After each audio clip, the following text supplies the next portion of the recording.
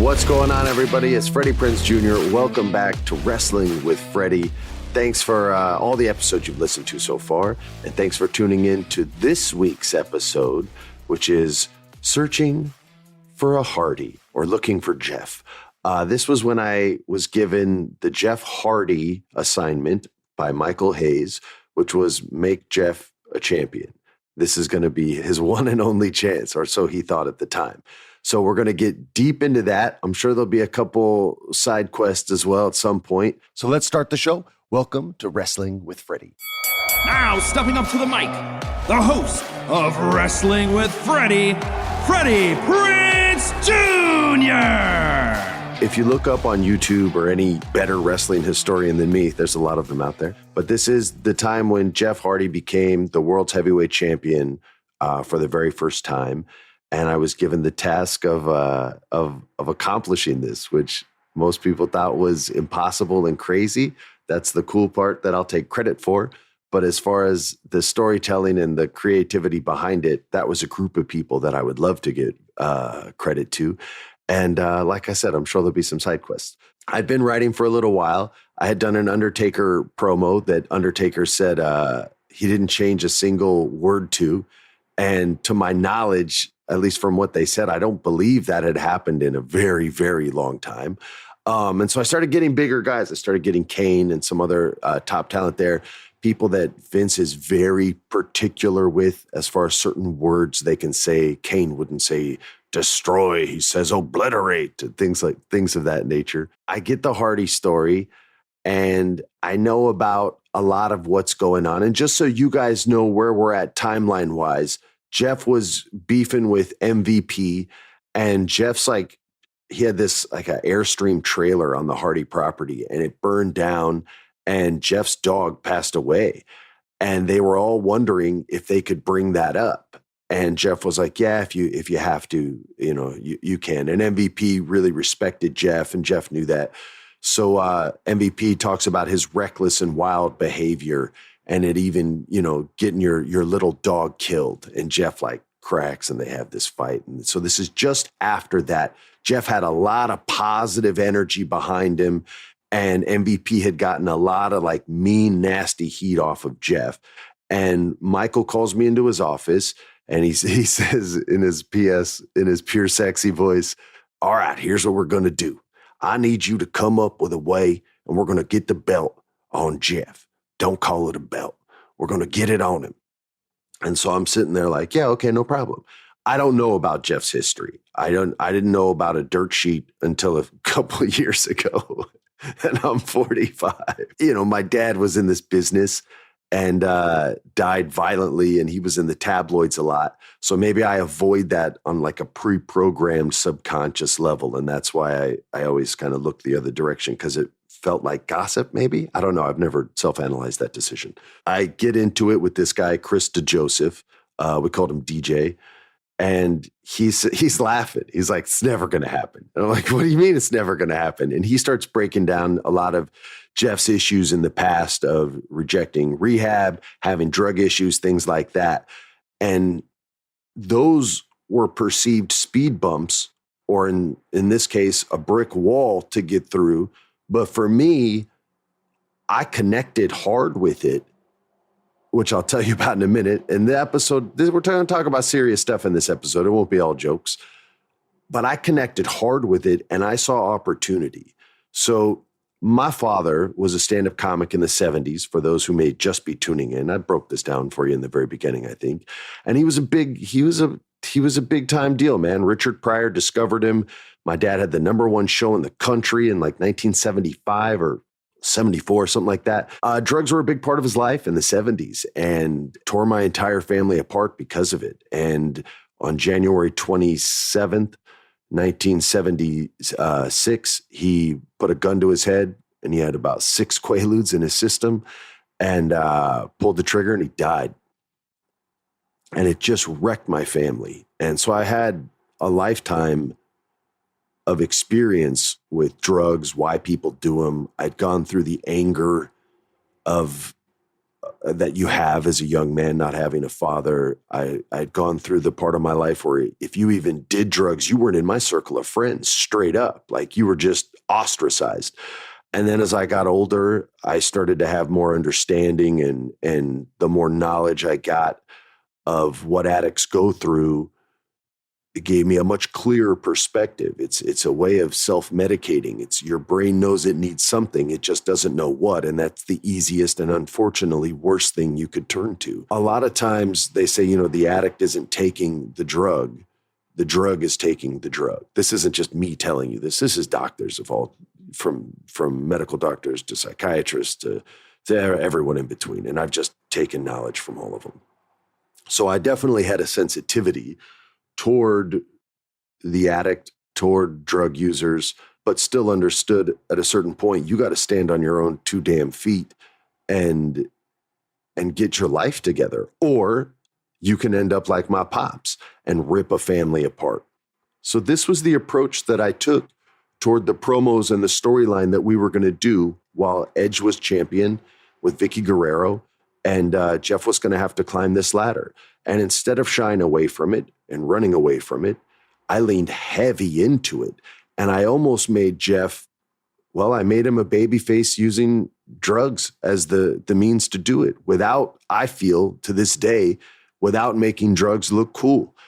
We portrayed an artist who was tortured, who had self-hate in abundance, and who used art to get that hatred out, whether it be in Jeff's real life art, where he was painting a lot at the time. I don't know if he still does, through his wrestling, and now through his promos.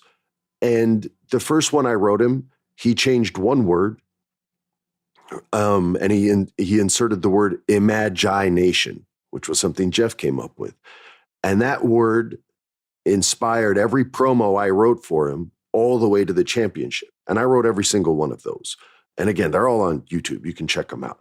You can let me know if you love them or if you hate them, whichever one. You're allowed to feel however you feel. You can hit me up on social media and say, hey, did you write this crap? Or hey, did you write this gold? I love it. But that was sort of the spark that kind of lit the fire. And from that, I just really tried to go into, what do addicts suffer from? The world is not, I repeat, the world is not black and white. In fact, the black and white parts of this world are the smallest parts in comparison to the large area that gray encompasses globally. Most of us, I would say, aren't good or bad people. We're just people trying to get by, right? And then there's incredibly good people. And when I say good, I don't mean the guy who lets you in traffic. Good, I mean like the people who are selfless and give a lot of themselves away for the greater good. So you might call that great. You might call that the rare, the select few. I call them the good, right? Then there's the bad, the people that are only out for themselves and will smash and step on anyone to get what they want, and they don't care what the collateral damage is. And then there's you and I. We're a bunch of decent people who sometimes do wrong. We feel bad about it. Sometimes do right. We feel good about it. And we're just trying to get by. And the gray area is where the addict is no longer allowed to exist once they're publicly known as an addict. Then it's just black and white for these people. It's, they're a junkie. They're a drug addict. You can't trust them. They can't do this. By the way, all that criticism is completely justified. And that's why we showed Jeff fail and fail again. And if you look at the promos in this light, which was what I tried to do, I styled him after his matches. Jeff is a crash and burn wrestler. It's build your hopes up, get up to the highest, most dangerous point possible, the only place possible where if he jumps off, he can end the match, and then he fails because the guy gets out of the way or he gets betrayed or whatever the issue is, right? And so we tried to write the promos in that same sense. And I wrote these alone in New York where I just was. So it was very I was making a movie out there. And so it was very surreal to be in the same city. And honestly, the last time I was there was when I was writing these Jeff Hardy promos. A lot of these images are fresh in my mind, or at least the philosophies behind them. I don't have the promos memorized like I used to have to do back then, so that I could kind of demonstrate how I think it should be performed. And so I would want to be off book for that. and then say, look, everything you see me do that you like, steal that and make it your own. And everything I do that looks like crap, just throw it away. You're not going to hurt my feelings. Word for word, that's what I said to a lot of wrestlers. So that's what I was doing with Jeff. And I would sit in my apartment in New York all by myself. And usually I would just have music going on the TV, like your satellite TV has music channels.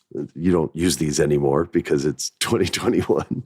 But I would put on one of those channels and I would just sit there and I would try to make my dad a sympathetic professional wrestler. And that's what each and every one of these were. And he would talk about the world just sees me in black and white, but I am the gray, meaning he could never possibly be on either side of that argument. It's impossible for him. You guys won't let him. So he's an outcast. And that's what his fans were at the time. They were the outcast fans. They were the ones that rooted for the guy that was never going to be champ, and they knew it, and they bought his merchandise anyway. And this was a key component to the whole pitch that I made when I made it. Was I asked if I could see the merchandise numbers for a bunch of the wrestlers. And this was before I was assigned the Jeff Hardy pitch. And I saw that Jeff's armbands were like, I think at the time, I want to say I pitched him as the top seller. They may have been the second top seller, or at least for a week they were the top seller. So maybe I used that as like my example, but he sold a lot of freaking armbands, okay? And they were like these Spider-Man webs that went up each arm, and these things went. And Jeff Hardy merchandise and his t-shirts, they were selling like crazy. So I put together this whole pitch, and I pre-wrote every promo that you guys saw. I presented to Vince on the same day. Everything was written. Now, some things changed. The Taker promo didn't when they went to London, the Taker Jeff promo. And then a couple like Jeff things would change here and there. But the other people, Edge enjoyed staying locked into what I wrote. Vicky enjoyed staying locked into what I wrote. There was a little bit of Hunter. He wrote his own stuff. He kind of did his own thing. And we'll get into that at the end. This was when Hunter, I don't know if he ever liked me, but he was always respectful. But this was when he was kind of like done with me. And I respect Hunter, but he was for sure done with me. And I get it. We're doing these promos, and I'm talking about the gray area, and I'm talking about what it's like to be judged every single day of your life. And the promos are really getting over with the audience. And the trick to these, well, first, the trick was finding Jeff in order to shoot the promo. So we get there early at like 9, 10 a.m., sometimes a little later. Earlier was better.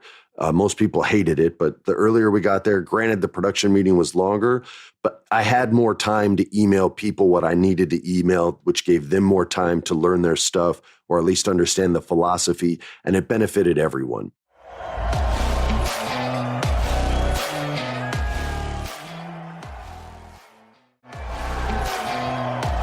We got there usually around 10 a.m. for most of these, I feel like. I would get assigned my crew. A lot of my stuff was pre-approved, but his championship was not approved. Just this storyline of the gray area was approved. We're all getting our assignments, and the best way, I think, to find Jeff is to find Matt, right? And I was cool with Matt. He had punched me in the eye on accident one time, gave me a black eye while he was warming up. So he was always like, he's always been very sympathetic and kind for nearly fracturing my head. And I finally go, hey man, where's your brother? And he goes, good luck with that. And so, no, there's no panic, but I got to find him. It's a big promo. It was very, I emailed Jeff a lot of promos, but I never received an email back. So I don't know if he ever saw any of them until the day we shot them. But I sent him a lot. I sent him a lot of emails. So I'm looking all around the arena. I do a full lap. I don't see him. I think it was Drew McIntyre. And I say, hey, man, have you seen Jeff? He said, yeah, he's back by catering, which is on the complete opposite side of where I'm at. So I go all the way back to catering. He's not there. I'm like, Natalia, this is Natty Neidhart. I say, Natalia, have you seen Jeff? She goes, I think he's back by the buses. I run back to the buses. Nobody there. Not even someone to ask, have you seen Jeff? I get back. I find Matt again, or I don't find Matt. Matt finds me. He goes, hey, man, I saw Jeff. He's back by the locker rooms. I go to the locker rooms. He's not in there. I go into the stairwell next to the locker rooms on pure Jedi instincts, and Jeff's sitting on the stairs. And his head's not down, but he's just sitting there. And I go, oh, hey, man, what's going on? He goes, oh, hey, sorry, man. Sorry. He's got this like cool Carolina drawl when he speaks. And I say, we got this promo today. It's all approved. I say, I emailed it to you. I don't know if you got it. He goes, oh, yeah, right on. But he doesn't say whether he got the email or not. And he starts looking at it and reading through it. I say, take your time. I say, I'm going to stay right outside the door, though, so that if you have any questions or anything that you want to, work on, we can work on it together. And he says, no, it's okay, man. I really want to learn these. I like your promos. I want to memorize it. And I see that. So I'm like, I'm going to leave him alone. So I leave him alone on this first one. We get to a backstage area where we're going to shoot this because I didn't want him to do it in ring yet. And we start filming and he's not happy with the vibe of it because he doesn't get enough time to memorize. That's still the biggest issue with the WWE. If you're not going to give them time to learn it, let them write for themselves or don't write for them, period. Just give them a starting place, a midpoint and an end point and let them flow. But we didn't have that. We didn't have that option. He's not digging it. I know it's not where it needs to be, but I know it can be better, right? So I say, all right, hold up, dude. And I literally write the promo out on cue cards. On a lot of them, because we didn't have paper big enough to do the whole thing on one. And so it doesn't look like he's reading off a cue card. I tell him, hey, I'm just going to move it around to different parts of the camera. We won't move the camera. It'll just be me moving with the cue cards. And you can kind of let your face move when you feel pain, and that'll sort of motivate the move to where you can see the card again. He's like, all right. And this was a quick hustle that we had to do. You only get so much time to get these done and then approved and then edited into the show. This was SmackDown. This wasn't on Monday Night Raw. We're doing our thing and it's working. And it takes us like 2 or 3 takes and then it's really flowing and he nails it. And he's almost hardly even looking at the cards now. He said it so much. And we get it done. I get it in. It gets on TV and the crowd pops big for it. And for SmackDown then, that was rarer because it wasn't the more popular show. And they would literally put canned applause in because the reactions were never as good. Maybe people knew it wasn't live. I don't know. It was like canned laughter on a sitcom, which you do not want. Or maybe some actors do. Maybe they don't like it. I don't know. We're not side questing yet. The pop is so real that Vince literally says on the headphones, oh, that was a real pop. And I'm like, oh, we're good. The storyline's starting to develop. He's going after Edge. Nobody trusts it. And we're a week out from pitching him as champion. Edge still has the belt and Hunter's like right on the edge of the championship picture at that point. The promos are all going well. I got Jeff his promo early that morning because he was there with his brother. So at like 9 or 10 o'clock. And then they went to the locker room to go to sleep, take a nap. R-Truth was already in there taking a nap. But we had to be there early for some reason. So even the wrestlers did. We go that night. Jeff's got his promo completely memorized. He doesn't do it for me, but I know he does. You could just kind of see it in his eyes, right? So we're going to shoot this thing. We're getting ready to rock and roll. And all the power goes out. And we can't record anything. Now, our camera can record. It's on battery, right? Our sound can. They don't have to be plugged in, but we have no lights. Now it's time to start giving credit to other people. Before we get into that, let's give credit where it's due. The London show, which I skimmed over, I didn't go to. I didn't want to fly all the way to London. I was living in New York at the time and taking the train to Stanford every week. And so they went. And Krista Joseph was the one who shot that whole segment and fought for the segment when people in the room wanted to change a lot of it. He fought for it. Freebird fought for it. I don't know who else did. I'm sure someone else did. I wasn't there, so I can't give you credit. But I know for a fact they did because my buddy who did go told me so. So that promo goes off without a hitch. They say it word for word how I wrote it. And DJ shot it well. And you have to understand, he had to cut back and forth from Undertaker in ring to Hardy backstage on a pre-written thing that I wrote and the writer's not there. So it's a challenge to pull that off. So credit to the truck as well for editing so quickly as they have to. So we're back. We're now getting ready to shoot the promo and the power goes out. And Stephanie McMahon comes by and she's like, what the hell's going on? I'm like, I don't know what the hell is going on. We have no power. We can't shoot. She goes, the cameras work, don't they? I go, they do. She goes, then we can shoot. I go, we're not going to be able to see anything. She goes, hold on. And she starts looking around. We're literally in like a suite at a basketball arena. And she's literally frantically looking around, opening cabinets, drawers. I start looking through cabinets and drawers. She finds a pen light, a green pen light. I grab a highball glass. She's shining it at me, right? I grab a highball glass. I go, shine it through this glass. She grabs the glass and shines it through. One of the guys had a flashlight on him, and so he does the same thing. One of the crew guys, of course they would. And we use this kind of just ghetto light slash glass. We were like Mythbusters, like creating new ways to shoot things. And Steph McMahon, the daughter of the owner of the company, she's literally holding a glass and a green light and lighting Jeff Hardy.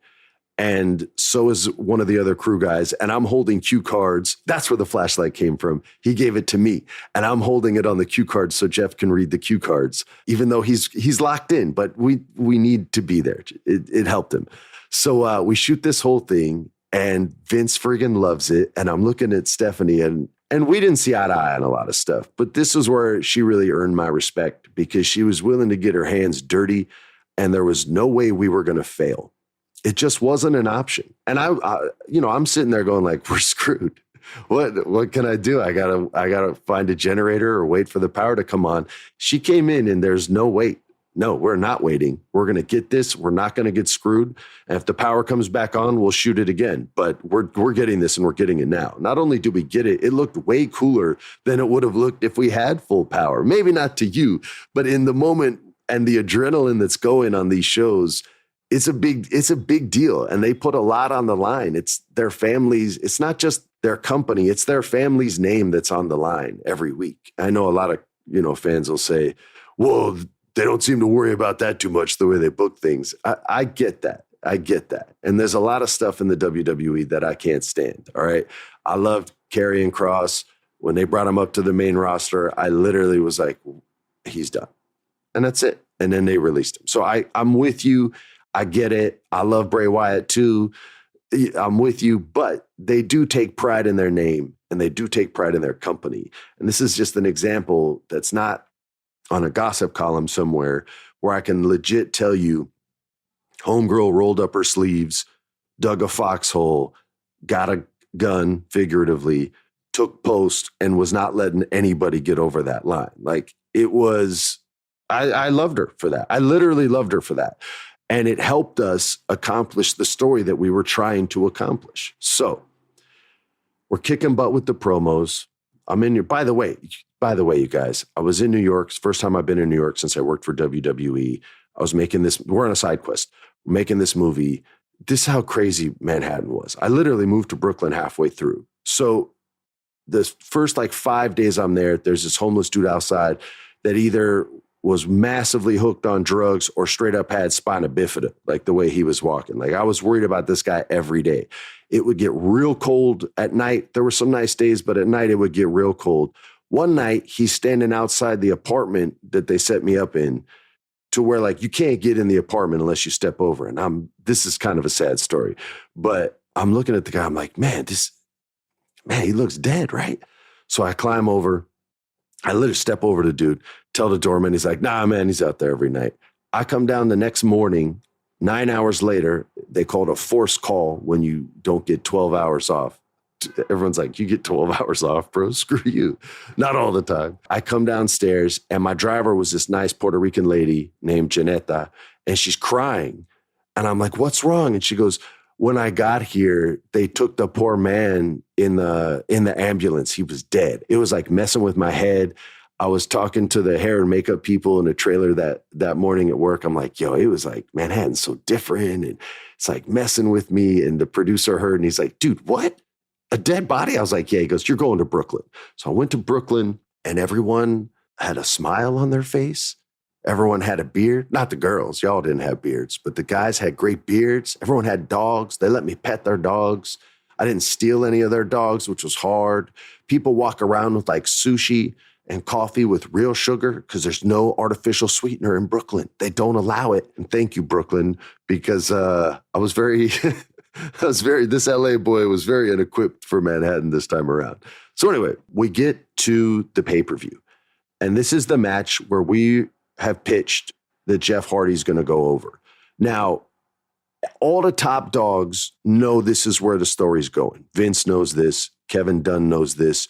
Bruce Pritchard, of course, Freebird, it's his idea. I don't believe the agents know until the moment that we're about to speak of. And Hunter for sure knows, and Stephanie for sure knows. We get in there, and I believe it's Armageddon was the name of the pay-per-view. And we sit down and we make or I don't do it, but Michael makes his pitch for the match, the finish with Hardy going over for the championship. Nobody says anything. It's super quiet.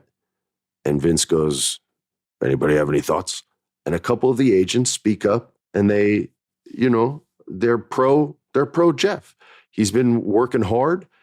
We even did an angle. I get mad at the way the media treats wrestling, but I just always hated it. So we even pulled one on them where we took that Jeff storyline of him, being the screw up that the WWE had him. And we leaked a story that wasn't even true with Jeff's permission to CNN or somebody, and they bought it. And so if CNN hears this, I've got you suckers, deal with that. And it wasn't even true. And it was going to help us hide Jeff so that he could be this surprise entrance and make this match like a triple threat, I think is how the story was going to go. But yeah, they ran with that story, and we got to burn them on it later. And Vince liked that we got to give them the middle finger because the media's never been good to the WWE or WWF.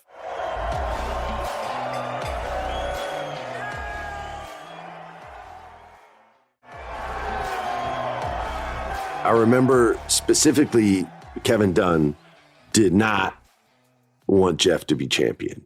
And he kind of shrugged his shoulders. He goes, you gotta be kidding me with this. And Vince doesn't say anything. He regards the opinion.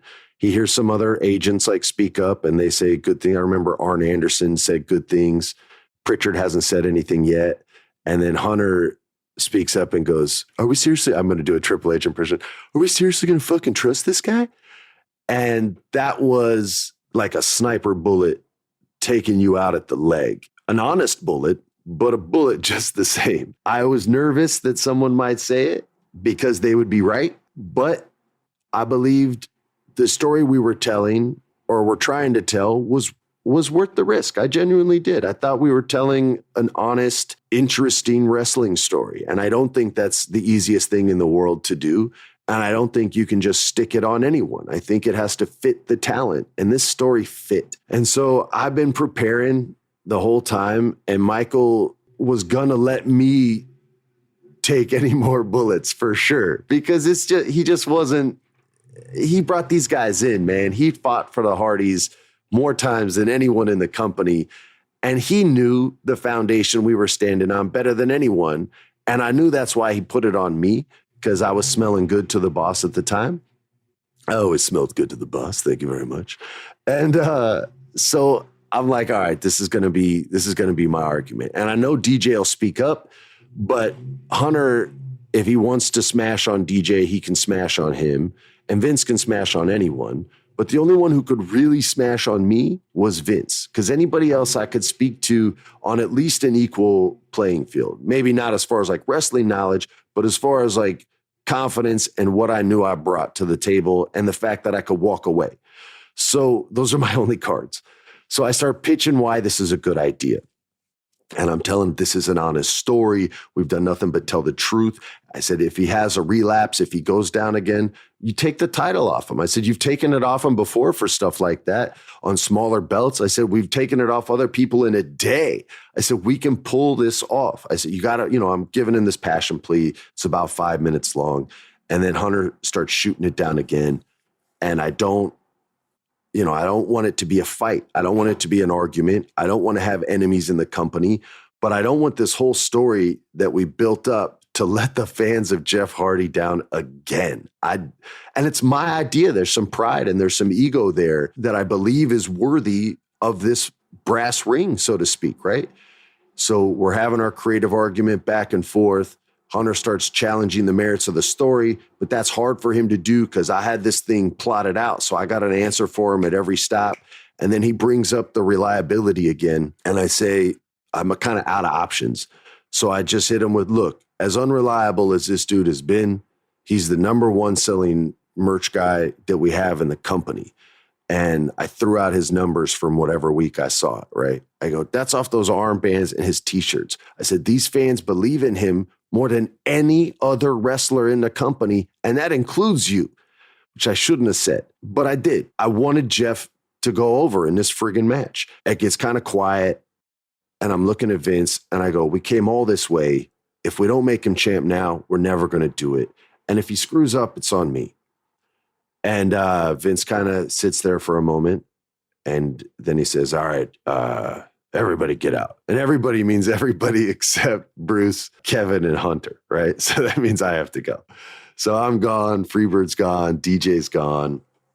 We're all waiting outside. We don't go to our stations. We're waiting outside. We want to know the answer. The production meeting on this day was on the same floor as the VIP cafeteria. So there's this empty cafeteria behind us, a lot of free space. We're sitting there and I'm looking at Freebird and I go, what do you think? And he goes, I don't know. You did your best. He's trying to prep me for failure. So now I'm like, shoot, man, it's just not going to happen. Is it seriously going to get killed right now? And listen, again, Hunter was proven right at the end of the day. I mean, Jeff got in trouble, I think less than a year after this happened. They gave him the other belt after that, the other championship. And then he got in trouble and then got in bigger trouble and had to leave the company for a while. So at the end of the day, he was right. But all of a sudden the door swings open and only Hunter comes out and he doesn't even look at me, right? And he walks by. And so this now means two things. One, this dude doesn't like me anymore and is probably going to work against me now, which is what happened. And two, Jeff's going to be the world heavyweight champion, which is the whole point of this in the first place. And so I'm willing to take these bullets and I'm willing to get him the champion or to get this story through so he can be the champion. And I watched the match from the back, like a side entrance, right? And Hunter's not involved in the finish because he did not believe in the idea. And I respect that. And Jeff comes in and he gets it on edge. I think Hunter was out of the ring at the time. And then he climbs up the scaffolding, and which is psycho dangerous. But he did it before the match, did it once just to show that he could. And he holds the belt up there at the highest point in the arena, which speaks volumes to who Jeff Hardy is. The dude still wrestles today, who he is as a professional wrestler and who he's always been as a professional wrestler.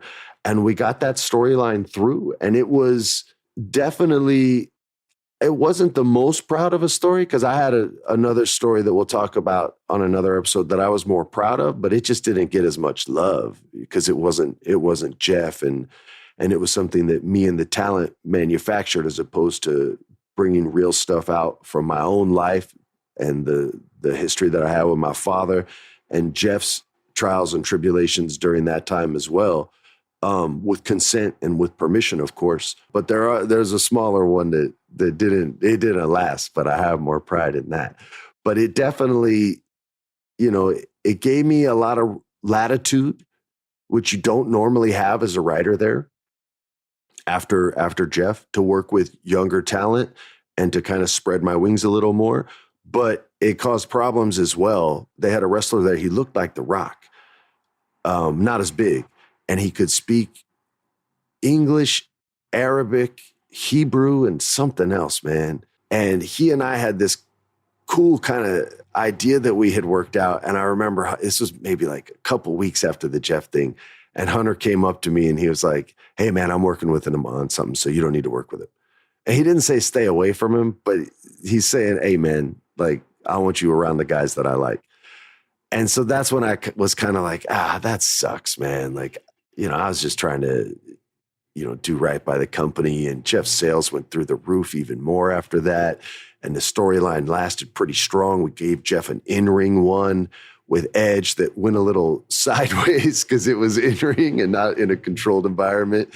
But he still got over and the crowd started chanting with Jeff, which was, the goal anyway, just it went a different way than I wanted. But I'm a dungeon master in Dungeons and Dragons, so I'm prepared when things go off the rails.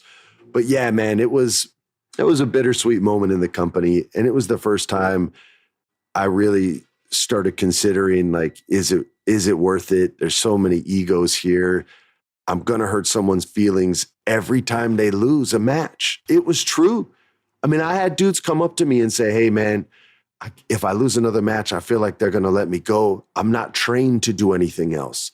That resonated with me. It's a humbling moment for anyone to go to. I'm not saying the dude's name, but he followed it with like, I don't want to be packing groceries if I get released. And I was like, man, I got to get something. His dude wasn't even on my list of people I was supposed to be working for.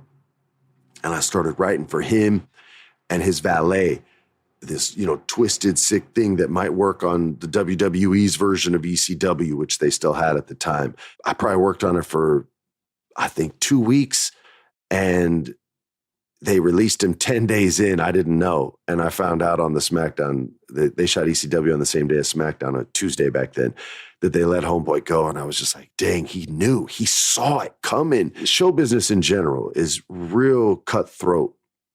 And a lot of people talk about luck.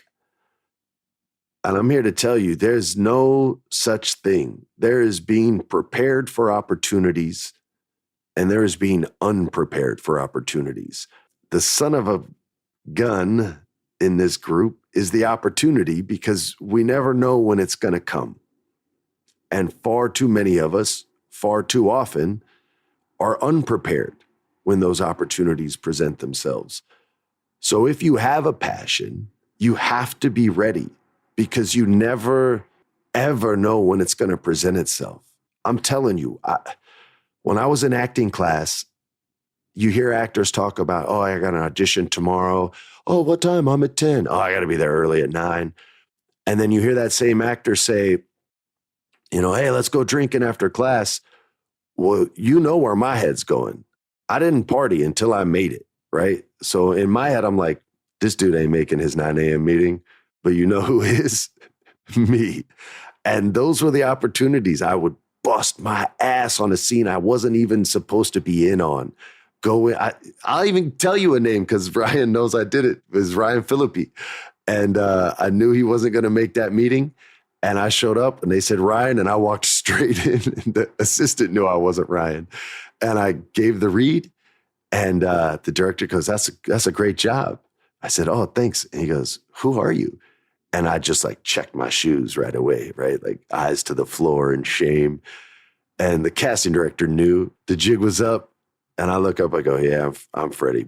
And then before they could say anything, I shout out, but she wouldn't see me otherwise. And the director starts laughing. He goes, you did great, man. You did great. He goes, give me your last name. I say, Prinze. He goes, all right, I booked this job. The casting director never sees me again. So I don't know what you want to take from that. Either take advantage of the opportunity and lose out on others, or lose out on all the opportunities. But I knew if I studied my ass off and gave the best audition, I would have the best opportunity to book that job.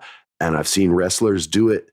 I've seen them get their chance and have that match where maybe they weren't supposed to, or even though they were going to lose, it was going to be an 80-20. And they're on the 20 side as far as who's going to get over. And then the other wrestler, the veteran, is like, hey, we're going to make this 60-40. And they give this other wrestler a shot. I watched Edge do it with Dolph Ziggler early on. And he came backstage. I'll never forget this. Vince goes, how'd he do? And Edge goes, that dude can work. And that was all it took. And all of a sudden, Ziggler had Vicky, and Ziggler became a champion. And he was prepared for the moment. And when you're prepared for that moment, opportunity has no choice but to roll out the red carpet. If you're unprepared, it's a crappy road that hasn't been paved in 40 years. And you're a Porsche. You're a Porsche driving on this horrible street. Why are you doing that? So always, always, always be prepared. This isn't really connected. This is just another side quest. But especially if you're an artist, work that craft, be ready to present it to people. If you're a painter, have a portfolio ready to go. If you're a sculptor, don't give them all away. Save some so you have something to show people. If you're a writer, you better be writing as soon as you turn this podcast off. And if it's a wrestling movie and that nobody thinks is going to get made, screw them. Write it anyway. Write what you want, not what people tell you to write. That's a good message for all you streamers out there that stream video games or whatever. I see you at, what should I play? No. Play what you want to play. That's what's authentic.